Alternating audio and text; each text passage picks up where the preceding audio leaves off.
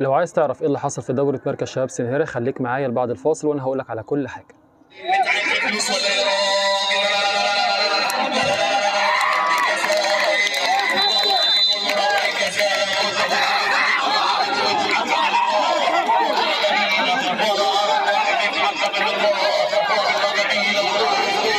دورة مركز شباب سنهرة امبارح كان في ماتش ما بين فريق خليفة وفريق عمر رافت، وحصل فيه أحداث مؤسفة كان بطلها فريق خليفة وحكم المباراة وبعض الجماهير واللجنة المنظمة ومجلس الإدارة اللي هو أصلا اللجنة المنظمة. طيب مين اللي غلطان في القصة دي كلها؟ عشان أنا مش عايز أطول عليكم في الحدوتة دي. أنا شايف من كل الكلام اللي أنا سمعته وكل الكلام اللي أنا شفته، لأن أنا مش من الناس اللي حضرت الموضوع، ولكن سمعت من ناس كتير قوي كل واحد بيحكي الموضوع من وجهة نظره، ان كل واحد بيرمي الموضوع على التاني. اللجنه المنظمه بترمي على اللعيبه، اللعيبه بترمي على الحكم، الحكم بيرمي على الجماهير، الجماهير بترمي على الكل، مجلس الاداره ملوش اي دور، فكل واحد بيرمي على التاني. ولكن الحقيقه فين؟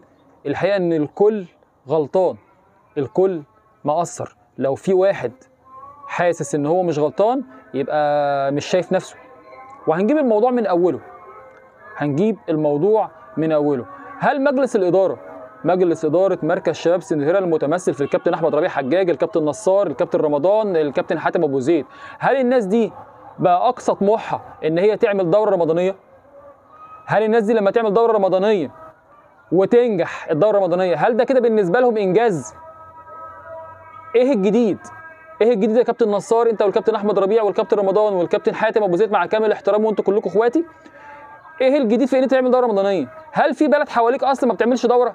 ما اي بلد حتى لو عزبه النهارده بتعمل دوره رمضانيه، ده انت بكره ممكن تلاقي عزبه تبقى انه عامله دوره رمضانيه لوحدها عادي جدا. مش انجاز انك تعمل دوره رمضانيه وتنجح، بالعكس ده الطبيعي واقل من الطبيعي.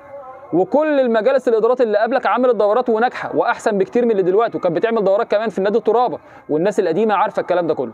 فحته انك تعمل دوره رمضانيه وتنجح ده بالنسبه لك مش انجاز، عشان بس يبقى الكلام واضح. نيجي للجنه المنظمه. هل اللجنه المنظمه نجحت في تنظيم الدوره الرمضانيه؟ هتقول لي يا عم ده نظموا وعملوا، بس قله الادب هي اللي فشلت الموضوع. طب هل التنظيم في ان انت تقعد تقول لي على مواعيد الماتشات وتقعد تنظم في مواعيد الماتشات وتقعد تنظم في فرق وتقعد تحط لي ترص لي تيجي لي الساعه 2 بالليل ترص لي القرارات وتقول لي بسم الله الرحمن الرحيم قررت اللجنه المنظمه 1 و2 و3 وتقعد تعمل لي منشورات اكنها في الاهرام الرياضي؟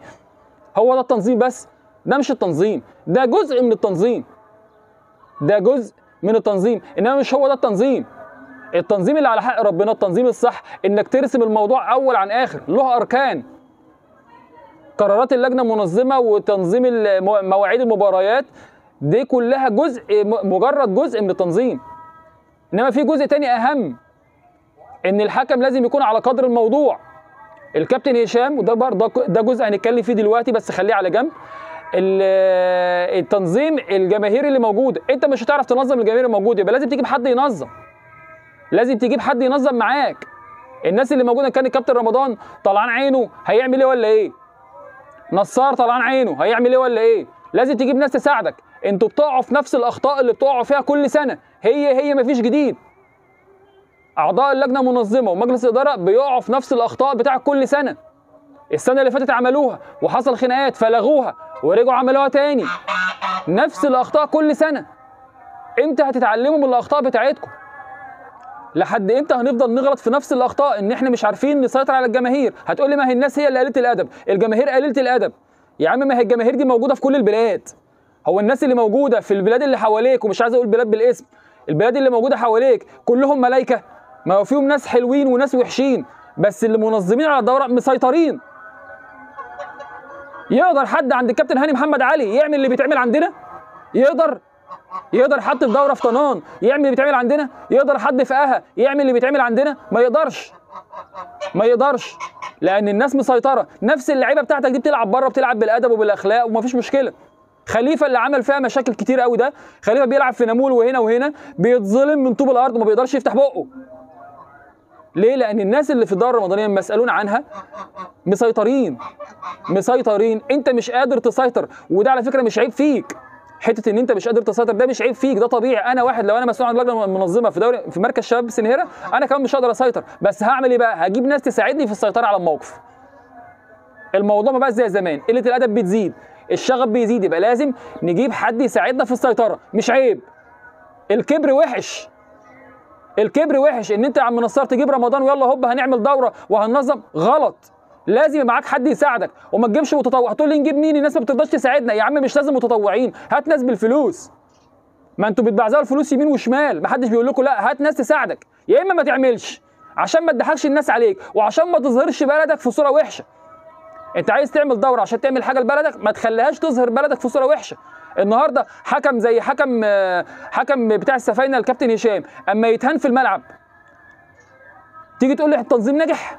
اما لعيب زي السيد ايهاب يتهان ويتضرب في الملعب من الجماهير، يبقى ده كده تنظيم ناجح؟ تيجي تقول لي احنا بننظم وتنظيم ناجح؟ بأمارة ايه؟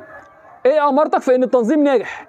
ايه امارتك ان انت كمنظم دوره نجحت في تنظيم الدوره؟ الحكم بتاعك اتضرب واتهان، واللعيب الغريب اللي من نامول اتضرب واتهان.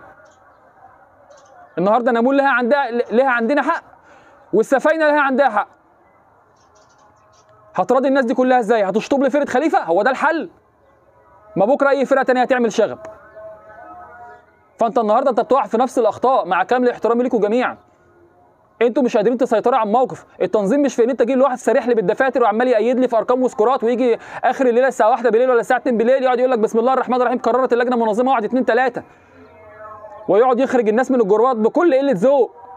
ده مش تنظيم ناجح، ده مجرد جزء من التنظيم، جزء من التنظيم يشكر عليه، يشكر عليه، وحاجه متعبه وحاجه مرهقه مش سهله، يشكر عليه، انما مش هو ده التنظيم، مش ده كل التنظيم. لازم ناس تساعده، لازم ناس تبقى موجوده معاه، هو ما يقدرش يقوم بالموضوع ده لوحده. التنظيم على الملعب من اهم اولويات التنظيم. السيطره على الجماهير اهم حاجه في التنظيم، خصوصا في نادي زي بتاع مركز شباب سنهير. لو كان في نادي روما ولا نادي الملكي الموضوع بيبقى مختلف شويه، لان الموضوع بيبقى ملموم. ده بالنسبه للجنه المنظمه. بالنسبه للعيبه، الكابتن خليفه رافع بوست يقول لك احنا اتشطبنا ليه؟ احنا اكتر فرقه محترمه واكتر فرقه بتلعب كوره. الكلام ده مش حقيقه يا كابتن خليفه. انتوا ولا اكتر فرقه محترمه ولا اكتر فرقه بتلعب كوره، انتوا على دماغي واخواتي، وانت عارف ان انا بحبك، ولكن انتوا في فرقه محترمه اكتر منك بكتير، في فرق بتلعب كوره احسن منكم بكتير. الكلام ده كان زمان يا خليفه، انتوا كنتوا اكتر فرقه محترمه واكتر فرقه بتلعب كوره زمان لما كنتوا لسه طالعين، انت وعمار وارنب والكابتن احمد طلعت وعز وناصر. النهارده محمد ناصر بيطرد خميس وجمعه. محمد ناصر انت معاك جون ضرب الارقام القياسيه في الكروت الحمراء، ضرب الارقام القياسيه في الكروت الحمراء. محمد ناصر ما بيعديش ماتشين 3 غير لما يطرد. محمد ناصر اكتر حارس مرمى اتطرد في دوري نامول. محمد ناصر بينزل هو حاطط الحكم فوق دماغه، شايله فوق دماغه. انا حاسس ان محمد ناصر هينزل الماتشات الجايه وهو شايل موس تحت بقه. محمد ناصر اللي هو احسن جون في البلد حاليا في نظري، ولكن ايه يا محمد ناصر؟ انت ما بتعديش ماتش غير خناقه. وانت يا خليفه انت ما بتتخانقش غير في نوادي سنهيره، يعني ما بتتخانقش غير في سنهيره. ما بنشوفش الكلام ده بتعملوه في نامول ليه؟ ما انت بتتظلم برضه في نامول، ما انت بتتظلم في نامول لما بتلعب مع نصار، والكابتن نصار اكتر واحد عارف الكلام ده. ما بتعملش الكلام ده ليه؟ ولا انت ما بتتشطرش غير على اولاد بلدك؟ كابتن خليفه عيب، عيب. وتيجي في الاخر تقول احنا اكتر فرقه محترمه. بأمارة ايه؟ بأمارة ايه يا كابتن اسلام؟ بتقولوا على فريقكم ان هي اكتر فرقه محترمه وبتشتموا الحكم وتهنوه وسب دين وشخر وقله ادب. بأمارة ايه بتتكلموا عن الاحترام؟ عيب يا جدعان، ده انتوا نجوم البلد، انتوا نجوم البلد، المفروض تبقوا عنوان للبلد. لو الكلام ده حصل من فرقه عمر رأفت هنقول ماشي، هي فرقه لسه صغيره لسه طالعه، بقى لها سنه بقى لها سنتين لسه خبراتها قليله. انما انتوا ده انتوا قدام، انتوا قدام، المفروض تبقوا عنوان للبلد. الكلام ده كله ما يطلعش منكم انتوا. فده بالنسبه للجزء الخاص باللعيبه، هم كمان غلطانين ويشيلوا الطين ويستحقوا الشطب، ويستحقوا الشطب بعد كل اللي حصل ده، يستحقوا الشطب. نيجي بالنسبه لموضوع الجماهير، انت مش قادر تسيطر على الجماهير زي ما قلت لك في اول الفيديو. في جماهير ما ينفعش انها تخش النادي، ده كل واحد جاي يدافع عن قريبه. واللجنه المنظمه انت جاي بتلوم على الجماهير. ما انتوا اكتر ناس عملتوا الموضوع ده قبل كده. ده انت بتاع اللجنه المنظمه، انت رحت عشان تبوظ النادي الملكي عشان ابنك يتخانق في النادي، بوظت دوري كامل عشان ابنك يتخانق مع عيل بعيد عن الدوره، وخدت الاسكورات وخبيتها في بيتك. واسال الكابتن امجد جمال اللي راح لك بيتك عشان ياخد منك الاسكورات وما رضيتش تديها له. كل ده ليه؟ عملت ده كله ليه؟ عشان ابنك اتخانق خناقه عبيطه مع عيل، مع انها خناقه عيال.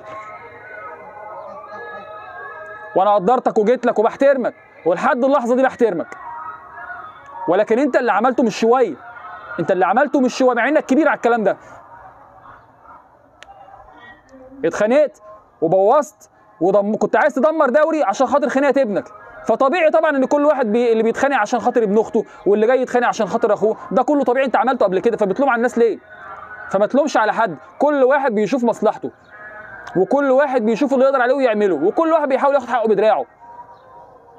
فالنهارده ملخص كلامي ان الكل غلطان، لجنه منظمه غلطانه، مجلس اداره غلطان، حتى الحكم غلطان. كابتن هشام انت المفروض بعد اذنك، انت المفروض شخصيتك تبقى اقوى من كده.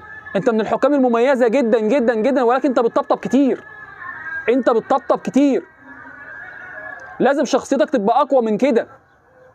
انت حكم ممتاز جدا جدا جدا، ولكن يا كابتن هشام حضرتك والكابتن عمر، يعني المفروض شخصيتكم في الملاعب دي تبقى اقوى من كده. بلاش الطبطبه من الاول، ان شاء الله حتى الماتش ما يكملش، ما يولع الماتش، ولكن انت اهم عندي من اي ماتش. بتطبطب على اللعيبه ليه؟ في الاخر الطبطبه دي جت عليك.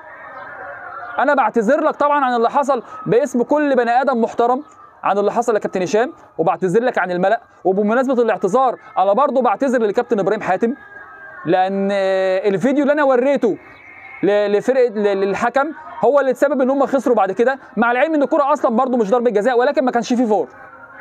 الحق يتقال، ما كانش فيه فار.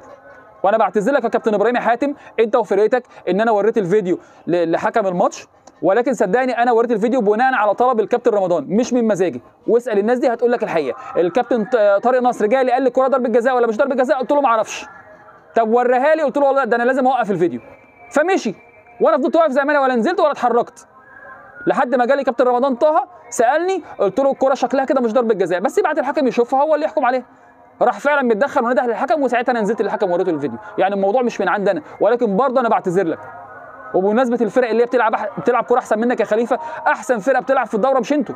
فريق سندوه بيلعب، احسن فرقه بتلعب كوره في الدوره هم فرقتين، فريق سندوه وفريق صوابي، وبرضه بشهاده الجميع زي ما انت قلت بشهاده الجميع. فانتوا ولا اكتر فرقه محترمه ولا اكتر فرقه بتلعب كوره. لا، في فرق محترمه اكتر منكم بكتير، في فرق بتلعب كوره احسن منكم بكتير. اتمنى، انا عارف ان الكلام ده ممكن يزعل ناس كتير، ولكن هو ده الحق وهي دي الحقيقه، ان كلنا مقصرين وكلنا مسؤولين وكلنا غلطانين. لعيبه، مجلس اداره، كباتن فرق، لجنه منظمه، حتى الحكم. بس الحكم ما غلطش في حق حد، الحكم غلط في حق نفسه، لانه طبطب كتير والطبطبه دي جت على نفسه. تحياتي ليكم جميعا، ويا رب يكون الرساله بتاعتي وصلت، وكل سنه وانتم طيبين.